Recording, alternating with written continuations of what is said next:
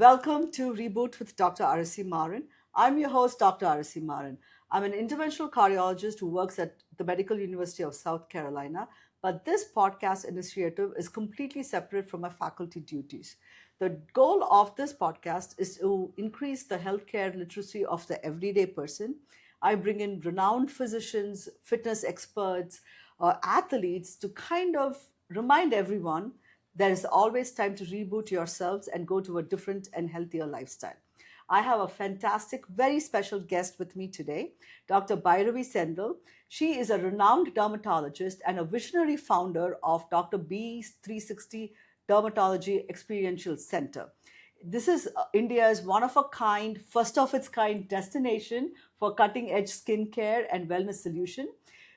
She honed her expertise at prestigious institutions throughout the world under luminaries like Dr. Zain Abaji, who's a world renowned skincare expert and pioneer of science and skin health. Her academic journey spans leading dermatology programs, blending rigorous education with hands on experience in cutting edge aesthetic medicine. With her innovative patient first philosophy, Dr. Bhairavi has become a celebrated name in reimagining personalized care, empowering confidence, and elevating beauty to an art form. Welcome to Thank you Reboot. so much. I mean, I really want that introduction sent to me because thank you so much for that amazing introduction. And I've been closely following you, Dr. A. Yes, I forgot to say she goes by Dr. B. I've known Dr. A for a long time. I think I'm a big fan of hers. And she's been incorporating such amazing knowledge to the entire world with this amazing podcast. And it's such a pleasure to be here. Thank you. Thank you so much. You know, I have so many questions to ask you. Skin is literally the biggest organ in the human body. Yes. Despite that, there are so many misconceptions and fear mongering, and we abuse it so much.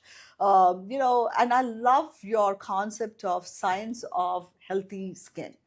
Talk to me a little bit about that. So, as when I was doing my MD, I was never taught to work on skin health. We were only taught to, the differential diagnosis, work on the pathology part of it.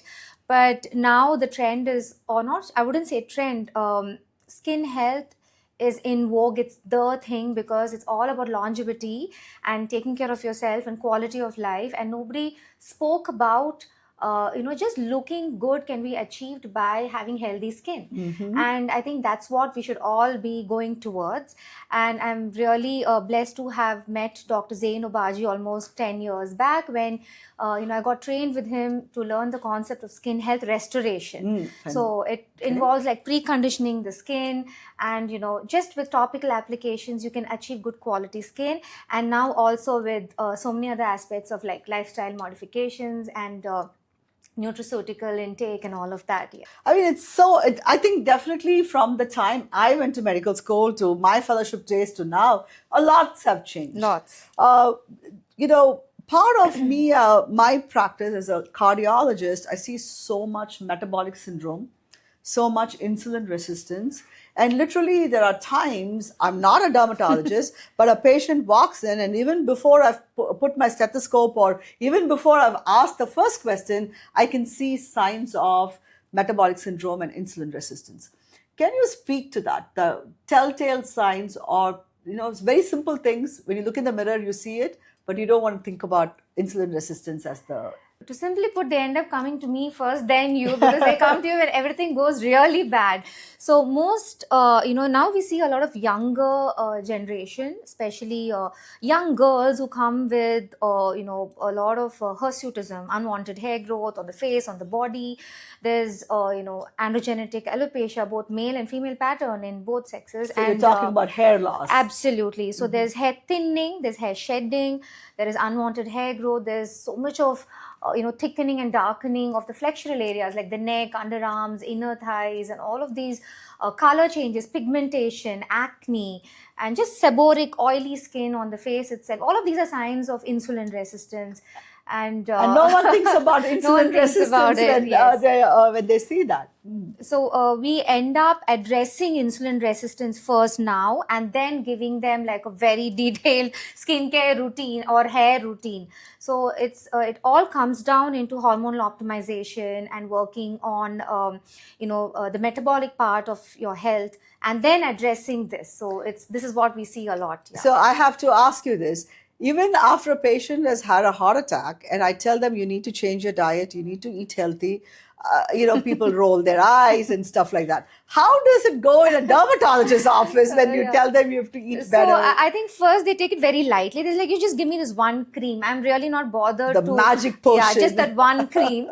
But then now the consultations go for almost 45 minutes, where we explain that it's so much important to work on your internal Inner health. health. And then there's a detailed blood investigation that we give. And then with the investigation, I sit with them and say, you know what? These are your values. You have so many inflammatory markers that have risen up, and then you really need to work on this to actually get this sorted. So there's the anti-inflammatory food plan that we work on, give them nutraceuticals to bring down inflammation, and it's all about addressing inflammaging now. I love So, that term, inflammation. Okay, Yes. okay. Now I feel there's a lot of change in this, since there's a lot of awareness with great podcasts like you and doctors like you coming out and talking. A cardiologist talking about it, I think, is sometimes taken more seriously than a dermatologist talking about it. But it's so nice that you're having me here. You've got me here to actually kind of explain that how internal health and skin are so much related, that you're going to look good if we can actually address these issues. Yeah. Dr. B, I think something just came to my mind, and I'm going to say it. Beauty is not skin deep anymore. From Yeah, what you're exactly. telling me, it's going deeper Just than beyond that. It's True.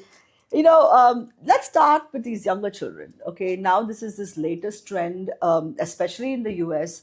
They go to all these Sephoras and Ultas and stuff like that, and these 8-year-olds and 9-year-olds Yeah. are doing these elaborate 10-step skin routine. I'm like, what's going on? What are your thoughts on that? It's really scary, and I feel the abuse is starting really young now, because one thing is, anything that you get at a beauty store like that is not prescription grade first ingredients that can actually bring about change. Standardized ingredients. Absolutely. And second is that children that young cannot be exposed to these, because there's not just the ingredients, it's also the preservatives that are there. Yes. The basic, I would say, exposure that you have to go and meet a certified dermatologist if you have a skin condition has been lost. Nobody wants to go to the doctor anymore. They want to take all of this into their hands.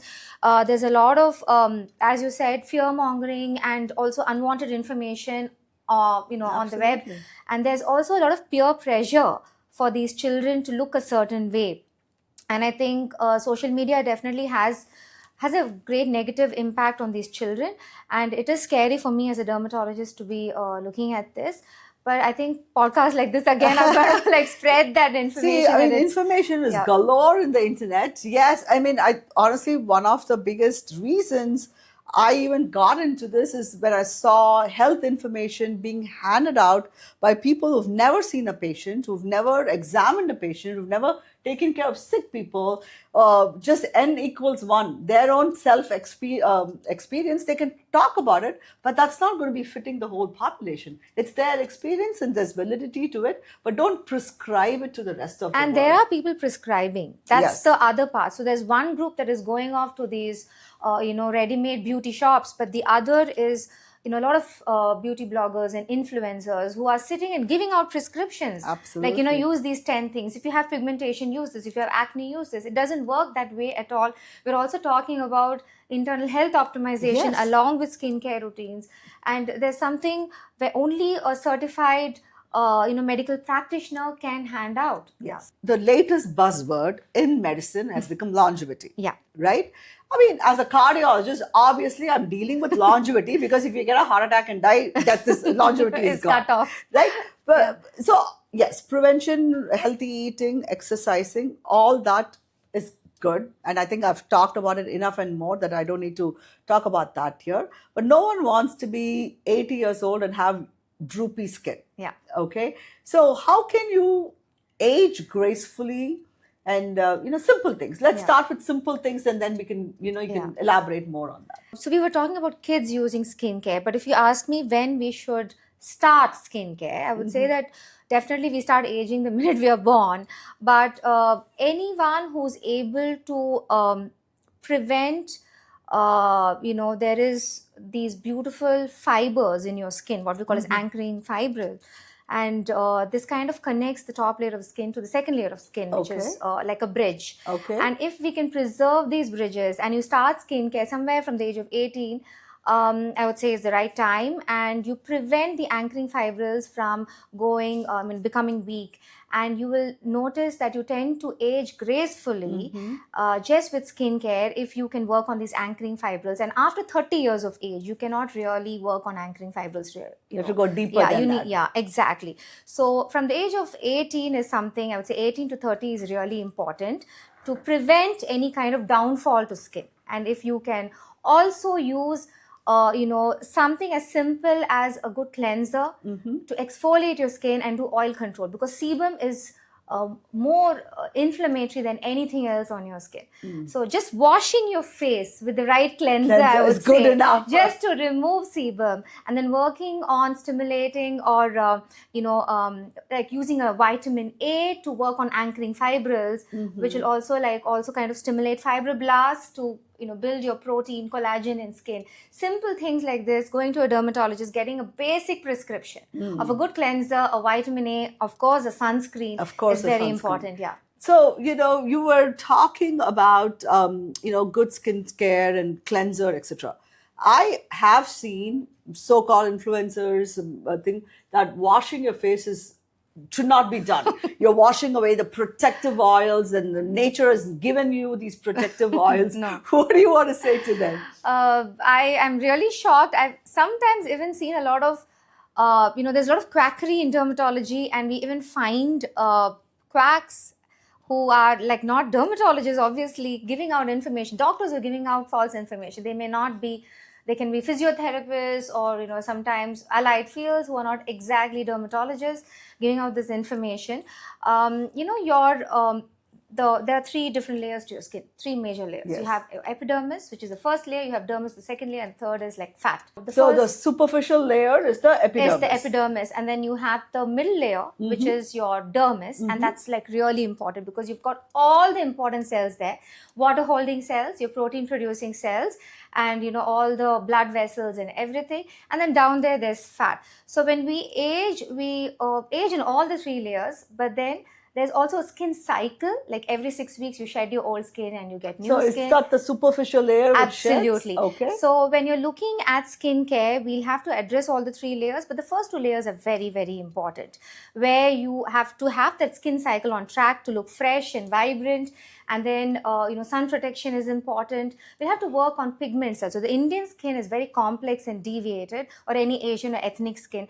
But if you look at any skin, the pigment cells are obviously more superficial, and they get triggered by heat and sun and hormones. So it's about kind of protecting these cells, and also deep down you have your fibroblasts, which are your protein cells.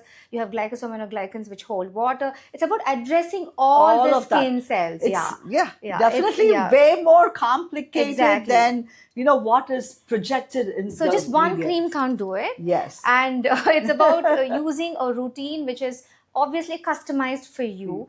And oil is something which will create so much inflammation, the reason for pigmentation, reason for acne, because oil can block your hair follicles. You end up with the pores are blocked, bacteria grows, you have inflammation there's pimples, and then your pigment cells, which are your melanocytes, they get triggered by oil, sebum, and obviously sun and heat. So you end up having unwanted production of the overloading of pigment, and you have this dyschromic or uneven skin tone, which is a more dyschromia. Dyschromia. Difficult. The disturbances in the color of the skin. So with ethnic skin, it's about sebum control or oil control. Oil control. So let's talk about when should you go to a dermatologist, because when you are young, no one goes to the doctor, Yeah. right? And I feel like people get pimples and acne. I mean, I've had acne. Did I go to a dermatologist? No, No. I did not. Because when you're growing up, they're like, oh, it's part of growing Yeah. up. Go ahead and suffer with the acne. Yeah. Then you end up with the post-acne scars and stuff Yeah. like that. So what would be, should you put up with acne for the 1 or 2 years, or the first sign of acne, should I come to a dermatologist? Like what is like a guideline? You see teenagers actually end up having acne no matter what, because there is sebum production that just starts off, and there's because of the hormonal influx that's happening at that point. So what like using like basic cleanser with alpha hydroxy, beta hydroxy, which is glycolic acid and salicylic acid, is more than enough to is like preventative for acne. But if there are a lot of individuals with a family history of acne, and as I was saying, Indian skin, ethnic skin is more seborrheic. We have more oil glands compared to any other skin type. And in that case, if there is a lot of inflammatory acne, repeated acne that's coming in, I think it's very important for parents to take their children to the dermatologist, because what we want to do at that age is to prevent scarring. Yes, absolutely. Yeah. And if you're not, I would say if you're not preventing scarring, it's like a crime, because the scars cannot be treated later, because once they get fibrous, they get thickened. And by the time they come to the dermatologist, they are like 25 years. Yes, Starts yes, at 13 yes. and they're 25. So you just cannot work on these scars easily. So it becomes like literally like a grievous, injury. And it's so It's important. repeated also. Absolutely. See, but there are so many over-the-counter stuff, right? Yeah. I mean, I have grown up watching Neutrogena and I forget the other name. There's so many brands. So many brands, Yeah. and people think that getting over-the-counter is enough. But I guess if the over-the-counter fixes the problem, it's enough. And if it is not fixing, instead of buying more over-the-counter products, it's time to go see a dermatologist. So even if they want to pick up something over the counter, it's better to go for like pharmaceutical based products. There are a lot of brands that are great. I don't want to be mentioning any brand here, but something which has like a R&D and which has a pharma base to it. Okay. Which is like a dermocosmetic range. Okay. Which is not completely pharmaceutical, but somewhere in between. So is maybe good enough. not the grocery store, but slightly above the grocery store. Yeah, like you can go into like there are a lot of these walk-in pharmacies that are there. Sure. So you can pick up something with that, but then it depends on the aggressiveness of the acne itself. That if it's repeatedly coming, there's scarring, there's pustules, and there's redness and everything. It's important to go and address it only with the dermatologist. PCOS, polycystic ovarian syndrome. Kids, the incidence is increasing thanks to the obesity epidemic, and it's increasing like crazy. And I'm sure people are coming to you to fix the hyperpigmentation or the neck the coloring, acanthosis, the thickening, underarm pigmentation and stuff like that. A lot of skin tags that we see. Oh yeah, yes, I forgot the skin tags. Yes, the warts and everything. Yeah. I mean, how do the parents, actually more than the children, do the parents respond to your thing of you need to change the diet or you need to get them into a thing? How is that conversation? So I think the parents are more concerned. Okay. Because they are very much aware of what the child needs at this. Because I remember I am sure like my mom or your mom would not have been bothered at that point, but I think we are more concerned about our children when you physically see them change like that. There's a lot of children now are pre-diabetic, and it's very alarming to look at their HbA1c. Yes. And apart from just the physical appearance, if we can educate them on health concerns and how they can become diabetic if very early into their life, just in their 20s, if that kind of awareness is given, I think the children also get convinced. But it does take some time for them to kind of get used to the fact that this is an internal problem. And it's not just a skin problem. Absolutely. Yeah. So now let's go from this end of the spectrum to the opposite end of the spectrum. Okay.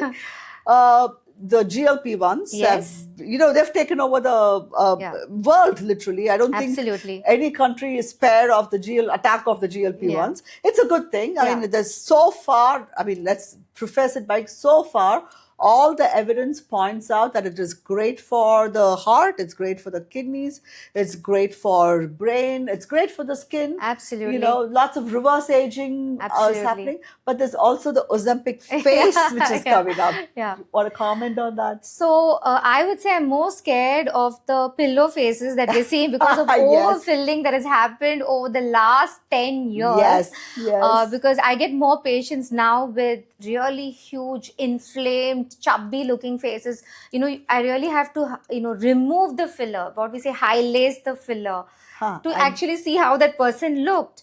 Because that syndrome is much more. But coming back to what we were talking about, I think GLP-1 agonists are amazing. They work so much more towards longevity to reduce inflammation. It's about smart dosing. Okay. So even if they start, like, it depends on what was the starting weight and what they want to achieve, and if there are any other comorbidities that they had, they were addressing with it. But there is a point to bring down the dosage and also prevent unwanted fat loss, especially on the face. But we see less Ozempic faces with the Indian scene. As we have more fat on the face. And yes. the skin as a person who's always struggled with fat on the face, I can vouch for that. And the skin is not as thin. In that way, Indians are more luckier. But there are ways to actually prevent it. So one thing is all about, as I said, working on anchoring fibrils, strengthening the collagen production, working on, also skincare routines that can address the quality of skin.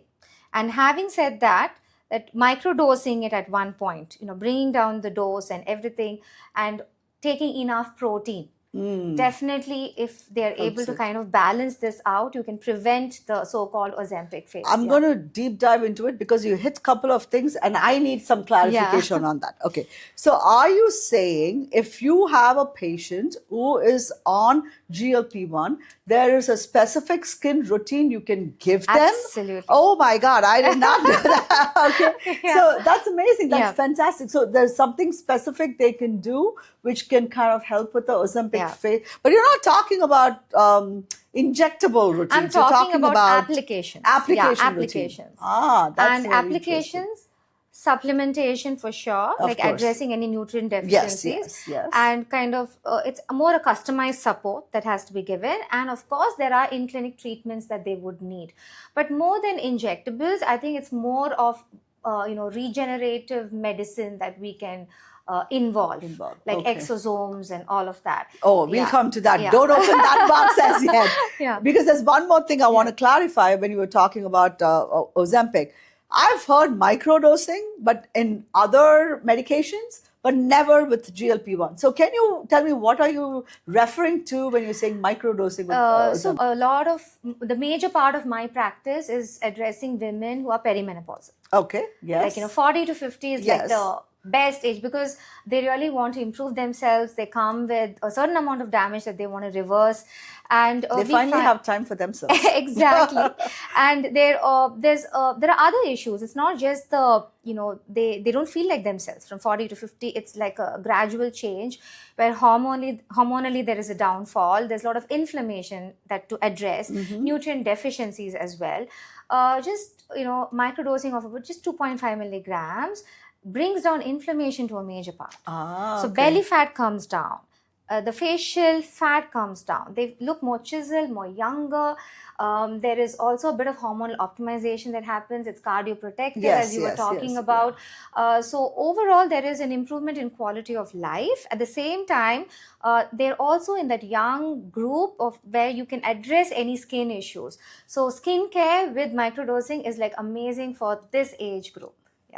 Of all the discussions I thought or I planned to have, I didn't think we were going to talk this much about GLP-1. So it's very interesting. When you were talking earlier about sunscreen, I never even had the concept of sunscreen growing up in India where there's sun everywhere. Literally, I think I went to the US for residency, and maybe after my first child is born, he's 17 years old, only then I was like, okay, fine, maybe time to. Correct. So why is there such less awareness about sunscreen in a country where, like India, where Yeah. there's so much sun exposure? Because I think, first of all, 10 years back, there was no concept of skin health. Yes. So it was only when you have some kind of an infection or like a chronic skin disorder like Or a psoriasis rash or eczema, or- exactly, eczema or something or like a like- fungal infection or Yes, something like yes. that, you would go to a dermatologist. So last 10 years, the concept of skin health or aesthetic medicine has come on board, Okay. where there's so much of awareness and a lot of research into this. And now where I'm sitting, I find that definitely there's more awareness in using a sunscreen, because to reduce not just sun damage, DNA damage. Because Yes. every time you get tanned, there is a permanent DNA damage that happens. So it's all about protecting your DNA at this point. So sunscreens were forgotten 10 years back because nobody thought that we have to use one. Yes. But now, as we are looking into longevity, quality of life, everybody is definitely, I think, mentally programmed and prepared to use a sunscreen. So, but it's kind of a little bit of a conflicting issue, right? You want the sunscreen to prevent DNA damage, etc. But we also want vitamin D production. Absolutely, yeah. So how do we balance that out? Do we give a sunscreen holiday or something? If you're addressing the Indian scene, we are innately deficient with certain enzymes that, there is a vitamin D3 deficiency no matter what, and supplementation is a must, and that too with vitamin K2. It's not just vitamin D3, it's K2. Sometimes you have to take magnesium, folic acid, so many other nutrients with D. And looking at, using sunscreen and whether using a sunscreen can cause deficiency, not at all, because it's more of a truncal exposure that is going to absorb and kind of help you get With the vitamin D, not the exactly, face. not the face. And I Interesting. think most of the time we only expose the face than other parts of the body. True. I'm a minimalist when it comes to supplements, because I feel like the supplement industry is a little bit unregulated. Again, there's different opinions, etc. So I would love to hear from you. Supplements for skin health. What are your recommendations? See, I think for skin health, you will need to work on overall what that particular client or patient needs. It's never like One a size fits ready-made all, one. yeah. Yes, there are ready-made supplements like omega-3s are a must for everyone. And then taking, antioxidants like, you have glutathione, there's N-acetylcysteine, there's alpha lipoic acid, grapeseed extract. All of these are great for anyone. You can take it for life because it just reduces But do you inflammation. need to take it? You don't really need to. If but you I have think, a good balanced diet, do you need to take it? yes, you will need, because there are some supplements or some nutrients that you cannot get through food. And you're born with a bank balance of it, and then there'll be a point when you've kind of depleted, used up everything, and you will need to take it, but in a bioavailable form. Because it's important to pick up the right supplement. And if you're taking vitamin D3, as I said, it's not just vitamin D3, it's vitamin K27 along with it. So that you kind of get the actual benefits. And there's also now about telomere lengthening and repair. So let's talk about that. Before telomere lengthening is basically a DNA component, and we all have a prescribed length of the telomere. The longer the telomere, the healthier and more youthful and you are. The older you get, it gets smaller and it gets damaged and leads to cancer, etc. So telomere lengthening is part of the longevity process. So there are multiple supplements for that, like starting from coenzyme Q10 to a lot of fish DNA proteins that are there, and what we call as even like cell therapy, peptides that are there. But again, that needs to be prescribed and customized for you. Like the blood profiling is important, individual needs, and you have to approach a medical practitioner for it. So I think, here's my problem, right? So if you go to a doctor, the doctor examines you and tells you this is what you need. But the industry is so unregulated. Every grocery store, especially in the US, has this whole range of products, and God knows what's in them. And I just feel like you're overloading your liver and kidneys with these products, and nothing good comes of it. You're just dumping money it's literally like flushing money down the toilet. So that is what I am concerned about when it comes to it's my concern as well, because I find a lot of patients would come in with this bag of supplements and say, I'm already taking all this. So what are you giving me? I can't take this until I finish this Yes. because I've already invested so much money on this. Mhm. So that definitely is a little scary. It's just like how people are hoarding skincare. Yes. It's the same thing that's happening with supplements. And I think it's important to kind of address this very strongly because some of these are just useless. Yes, They're not going to get absolutely, absorbed. yeah. You're simply taking something which is not going to work for you. You know, this you mentioned glutathione, okay? This glutathione has been abused Yeah. to the point where if anyone says glutathione, it makes me want to throw up. Yeah. Especially with the South Asian skin, Yeah. or where it's Wanting to look fair. I hate that word. Literally, I cannot tell you the number of times. I after medical school, I never learned to swim. After medical school, I learned to swim, and I got this beautiful bronze tan, and I was like, can my skin just stay that way? And literally, winter comes, and I literally become pale like a ghost, and I literally be like, oh my god, I look like a ghost. And my friends who have different skin tones, they're like, what are you talking? You're looking amazing. I'm like, no, I look like a ghost. I want some color in my skin and stuff like that. And now this concept of fairing, whatever, Like it started with bleached Michael skin, Jackson. it's just white skin. Yeah. First of like, all, that cannot be achieved artificially ever. it should So not be achieved artificially. That's Let's go with that. and it's not possible with glutathione to become fair. You can probably, because it addresses a lot of inflammation again. Yes. And there is a role in the pigment pathway, but it's only to kind of even out, and then you can have better quality skin, like brighter Okay. skin and all Okay. of that, but not fair. So it can there is a lot of studies related to pigmentation, and that is towards inflammation, again anti-inflammatory action. Yeah. So there are a lot of drips that we do. We also do in the clinic, especially with the new center. We are addressing towards, doing towards wellness and longevity. Yes. And but these drips are more like cocktails for health. Yes. I mean, And- I've heard people getting these drips, have a long flight, Yeah. jet lag, Yeah. just to Exactly, get it's for recovery. rejuvenated. Yeah. Yes, for recovery. Yeah, and things recovery. like So that. you have a fever, you've been having inflammation in the body, Yeah, come and get a drip. Yeah. And it's same thing, like it can behave like an oral sunscreen rather. Sure. But Okay. you cannot take this for skin. There's nothing like skin whitening ever. You can only achieve better quality skin, which is more youthful and bright and And radiant, healthy yeah. skin rather than, and then I mean, literally, like, oh, you want a fairer skin? Take this glutathione, this glutathione, No, this. that's like, so wrong. I was like, what is this? And it's also like unregulated. Why is no one regulating this space? And Unfortunately, the regulations for aesthetic industry, for aesthetic medicine is a little poor. It's different in different countries. But we are looking to a proper regulatory Okay. board for this very Yes. soon, hopefully. that would be so helpful. Yeah. Another trend which irritates me is the Korean glass skin. Yeah. I mean, unless you're from Korea. I'm born to Korean parents. Yes, born to Korean parents.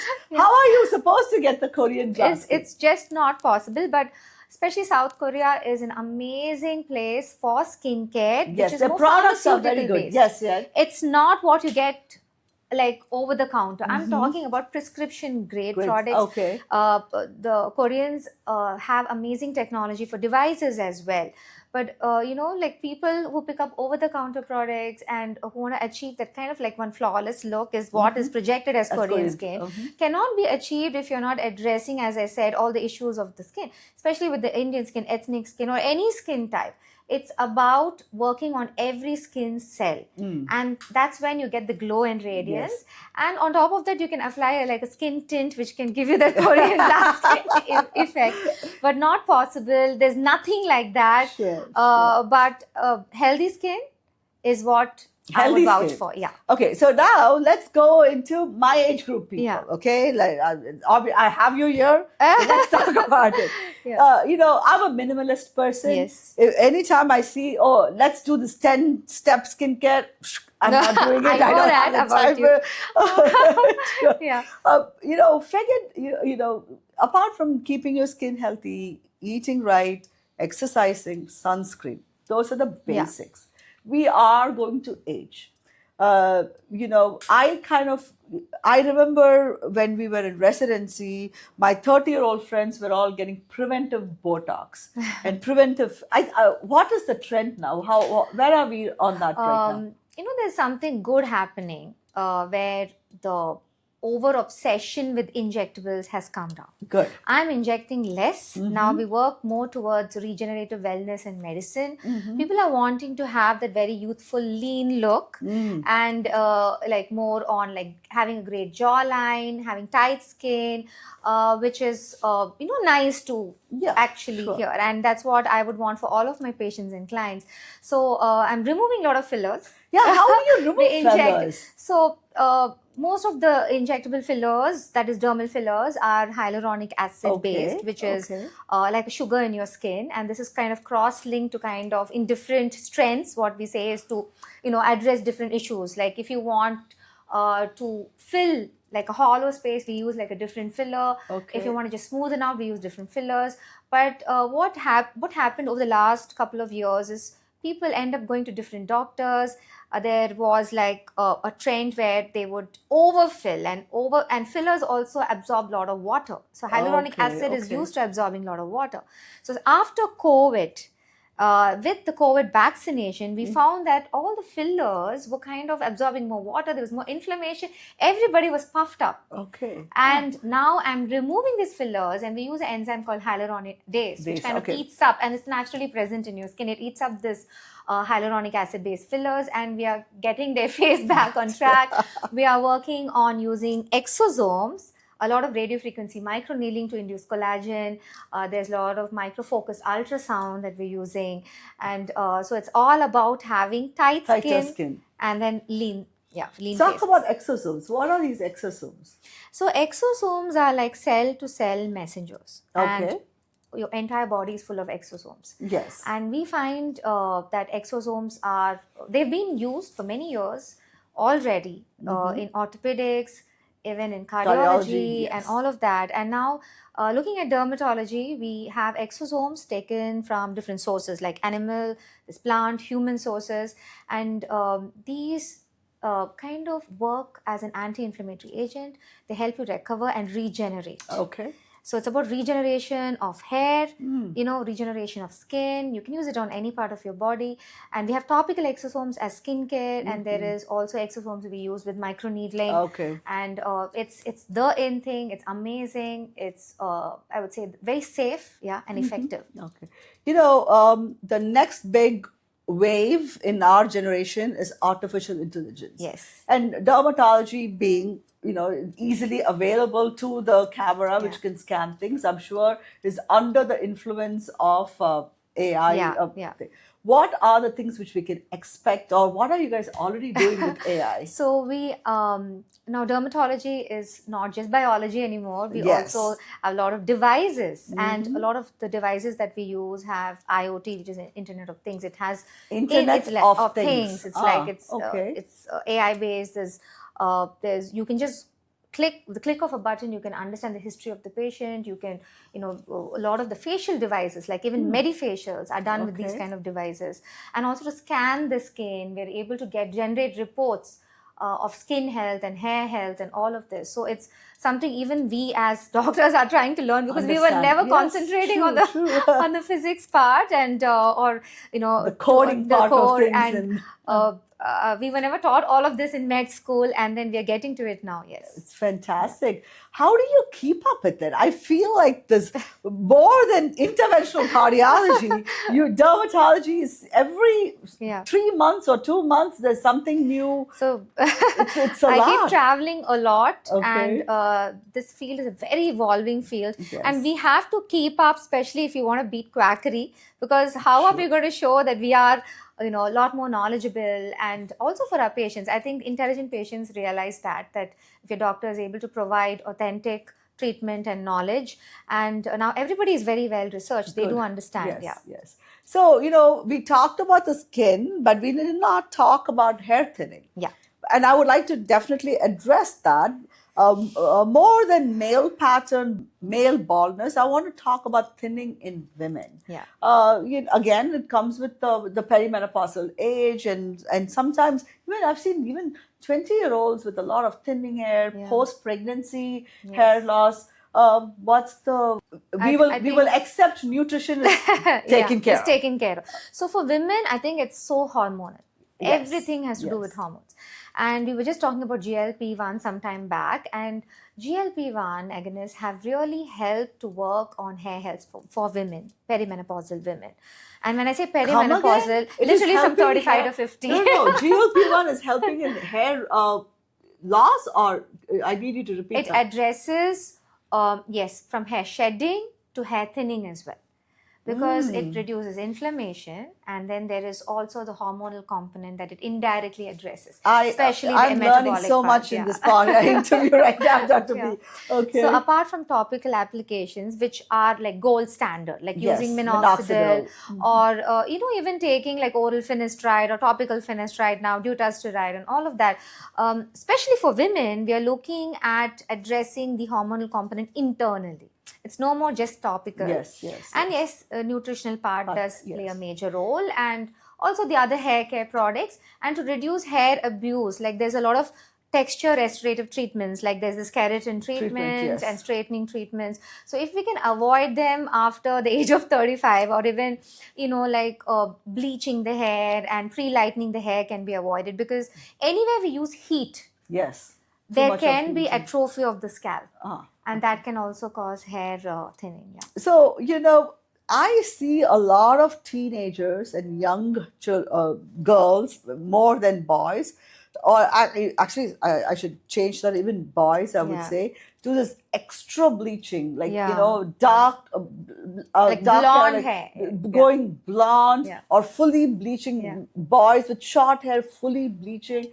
I mean, what are the long-term side effects? Long-term is definitely the hair is going to crumble. And as I said, sounds very scary. A lot of these chemicals can, work on scalp deterioration. And everything has to do with the scalp. So scalp health optimization is like the thing that we need to address. So I am actually against doing all of this, especially after a particular age, Yes, because sure. do your abuse and then stop it at one point. Because, as we get older, it's very difficult to grow hair. It's a long-term process. Sure. And it's again subject to each individual. It works differently for different people, even though, starting from PRP, platelet-rich plasma, and then there's platelet-rich fibrin, all towards regenerative medicine. Obviously, now exosomes are in for hair growth as well. But we can prevent a lot of this. Yeah. See, but now I'm seeing a lot of thing about micro needling the scalp. Yeah. And applying, and it's home micro needling, Yeah. not micro needling in the office. Because in the past, it was only in the office, right? Now I see in Amazon, Yes. and I even recently saw, make sure you wash it with Dettol. And I'm like, that does not sound like the safest thing to do. So you get these microchanneling stamps that are available, like on Amazon and all. But you also get this in your doctor's office. Okay. So if you can pick up like a medical device, there are some things that you can do at home. Okay. But it's not going to equate to what we can do in clinic. But what we do in clinic is the effective one. But there are microchanneling stamps that we do give out to our patients. Especially there is this topical exosome therapy that can be done at home, and the stamp actually helps. But again, it has to be a medical device that is for even home use. Yes. One thing which I would like to learn more about, and you should tell me whether that works or not, red light therapy. Yeah. I see red light therapy caps, red light therapy face masks. It's LED masks, not even red light therapy It's not, masks. yeah. What is the science behind it? So the science is the red light definitely helps, but what we call as photobiomodulation or low level light therapy. Photobiomodulation. Okay. So it can it can be a high density diode, or it can be just the light. Okay. So what we use more of in clinic is the HDD, which is a high density diode, and that helps more because again it's a medical grade device. So there is a lot of studies. More? Yeah, correct. Compared to the light therapy? Absolutely. Okay. And this is something, there are a lot of clinical studies related to this, and not just for hair, scalp health, it's also to address skin issues. But again, as I said, it's about using the right device, whether it's it's a real device rather. Sure. Because half the time it's so priced high, and I'm like, are people I think it's, some of these are just like trends that come and go, and what is available, just like that online it's a little scary because it can kind of give or spread a false or negative Or impression on the burns actual itself treatment. if it is Yeah. not regulated properly. Half the time when I see these masks, I'm like, It's what if it scary. just, yeah, you know, people are even using it on their eyes Yeah. and things like that. So it's it is very scary. It is and, scary, you and know, it's more for like, you have a lot of the influencers kind of using Mhm, it, part of mhm. their 10-step routines, and so I think it's more like a trend that's on right now. Yeah. Sure, sure, sure. So, Dr. B, we have discussed such a wide range of topics, more than what I actually planned to. We just went in all over the place. I would like you to talk to me about this beautiful venture which is happening in your life right Yes. now. So this is a dream project for me because I've been practicing medicine for almost 14 years now, and I wanted to come out with an experiential center Mm-hmm. where we have a lot of these top technologies, but you have to experience it in the right environment with trained personnel, and earlier we never addressed health or inflammation. We never spoke about longevity. So now it's about incorporating all of that, and we also now spoke about grooming and wrong grooming techniques, Yes, from yes. hair color. Mhm. This center, the experiential center, the Dr. B 360 Dermatology Experiential Center. I wanted to bring in the word dermatology because it is curated by a dermatologist, Absolutely. empowered by a dermatologist. So Yes. you are in safe hands using prescription grade products and procedures which are medically approved and customized for you. So all that under one roof. So it addresses everything from your grooming, wellness, and of course medical grade dermatology treatments. I have to say, I had a brief glimpse of it, Yeah. and I was extremely impressed. And I think what impressed me the most was this is not just about skincare. Yeah. And I thought that was very unique. I have not seen a center where a dermatologist is actually caring about your overall health and, like, let's do this here, let's do your blood work here. And, it was very beautiful. I'm looking forward to seeing more of this all across the country.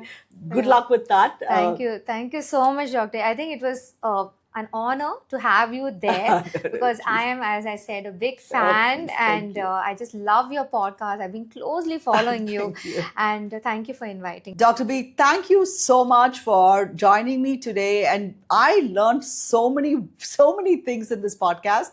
I hope the audience feels the same. I think the most important points we kind of touched upon, apart from good nutrition, healthy lifestyle, exercise, was beauty is not skin deep. There is a new term called inflammaging, reducing your inflammaging. So therefore, looking good.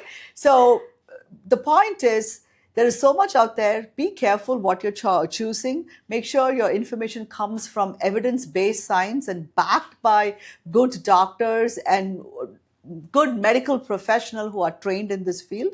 And please reach out to Dr. B's clinic. Look forward to more of her centers opening across the nation. Thank you so much. Thank you so much.